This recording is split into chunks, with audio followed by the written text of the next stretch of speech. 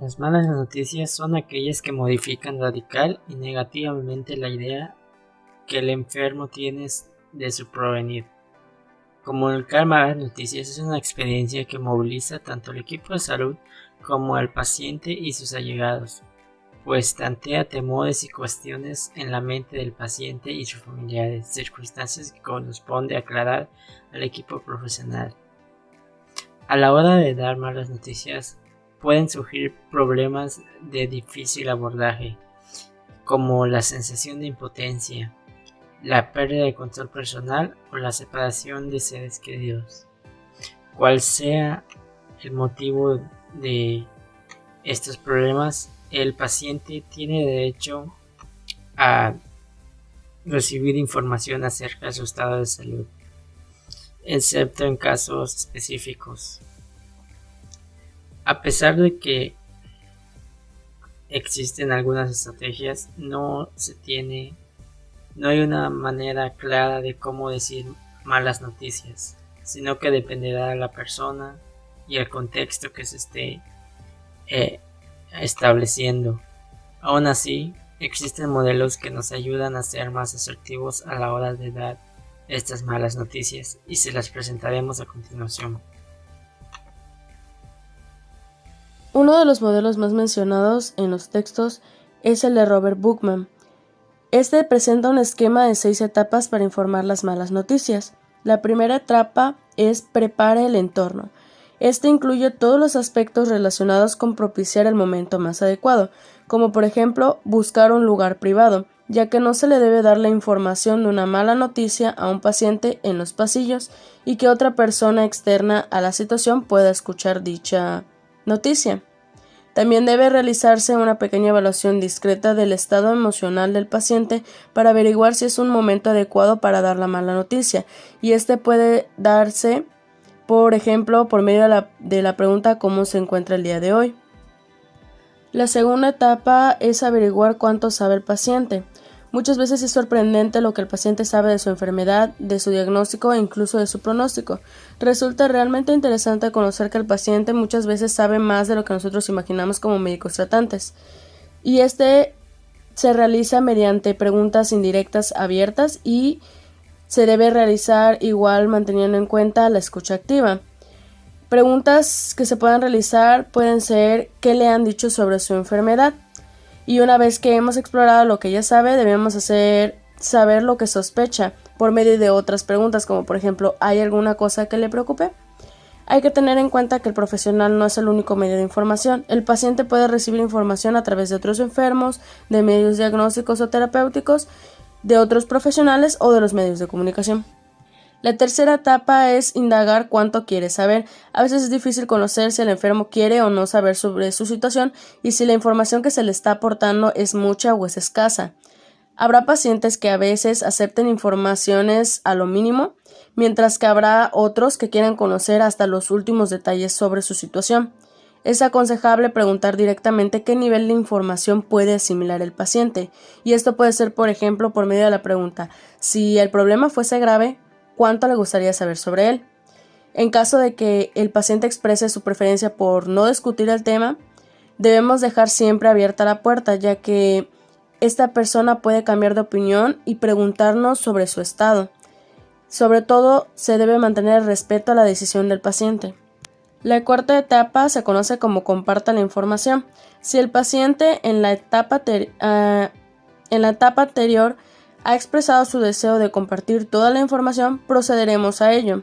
Si el paciente negó en la etapa anterior, pasaremos a discutir el plan terapéutico. Lo primero es alinearnos con el paciente y partiendo del nivel de información que éste tiene. Después empezaremos a abordar elementos del diagnóstico, del tratamiento, el pronóstico o algún apoyo que el paciente pueda necesitar. En esta fase es importante ser conscientes del derecho del paciente a tomar sus propias decisiones, como por ejemplo en el tratamiento que éste quiere seguir.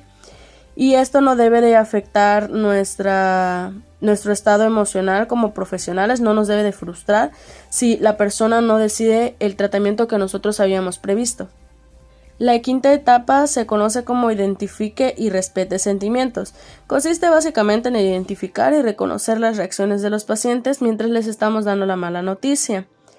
Debemos de practicar en esta parte la escucha activa y la empatía, aunque no estemos hablando con que vendría siendo la empatía no verbal. Hay que respetar sobre todo las expresiones que el paciente esté dando en el momento de que nos esté hablando de cómo se siente con la mala noticia. Y por último, la sexta etapa es planea el seguimiento futuro. El seguimiento debe ser consensuado por ambas partes, tanto como por el profesional como por el paciente, y el profesional debe dejar en claro al paciente que siempre estará a su disposición para lo que éste necesite, y debe estar continuamente atento a los problemas o preocupaciones del enfermo, y movilizar también todas las fuentes de apoyo familiar o social que sean necesarias para cada momento. Se debe tener en cuenta que hay algunos enfermos que generan núcleos de soledad al no compartir sus preocupaciones y miedos con otros familiares o amigos para no hacerlo sufrir.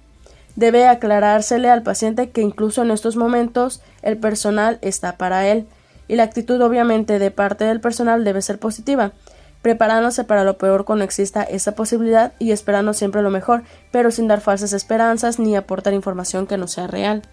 Y después de haber realizado estas 6 etapas, se debe realizar una evaluación de las estrategias utilizadas.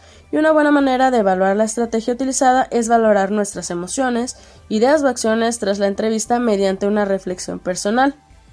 Se debe valorar qué hemos sentido, nuestra seguridad y satisfacción al realizarlo.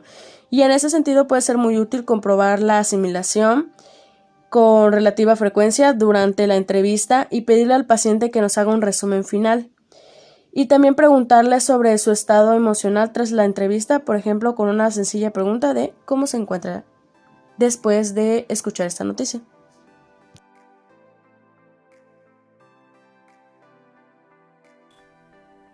Bueno, pues ahora les hablaré sobre el modelo de Benedial, que originalmente fue creado para dar el diagnóstico sobre pacientes con cáncer. Y pues, pero que actualmente se ha ido pues unificando y adaptándose a cualquier situación en donde se tenga que dar una mala noticia. Este consta de 7 pasos y también es una herramienta fundamental cuando el paciente no quiere aceptar su situación, y pues esto puede llegar a ser que no acepte su realidad y puede llegar a ser un problema grave. Y también nos ayuda cuando existe una conspiración de silencio entre los familiares que crean una barrera de comunicación y le impiden al médico comunicar su situación del paciente, y pues esto puede traer graves repercusiones, creando soledad y una muerte aislada a él mismo. Ahora, entrando a los pasos de este modelo, son 7, si contamos el cierre de la entrevista son 8. Y el primero es la reparación de la entrevista. Es importante preparar al paciente para que pueda asimilar su situación y sus posibilidades antes de dar la mala noticia. Por ejemplo, decirle: estoy preocupado por una enfermedad, le voy a hacer un test para poder descartarlo. El segundo paso es comenzando la entrevista. Es importante leer cuidadosamente los resultados para comprobar su veracidad, y también es importante conocer toda la información de los pacientes y de sus familiares. Una buena presentación es útil cuando el médico no ha interactuado anteriormente con los involucrados. Tener seguridad, conocer los nombres de pacientes y familiares, incluso grabar la conversación si es que se ve necesario. El tercer paso es clarificar la historia y estrategias de afrontamiento del paciente.